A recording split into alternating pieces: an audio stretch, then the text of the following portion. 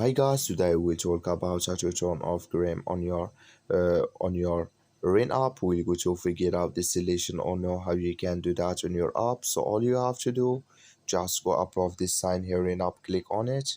So then it's going to show for your list like this. Then all you have to do now, you just click here on settings. So then you come to this list here. Then all you have to do, you just go down here and you click here on neighbor settings here. So then it's going to take you in this list. Then you just go down here, you click here on neighborhood settings here.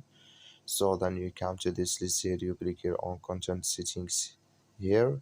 So then you go down and you come here to Chrome, you click in this sign or this color, and like you see color it's gone, that's mean Chrome is on off now. Then you just click here on play filter here, then it's going to turn off with us on your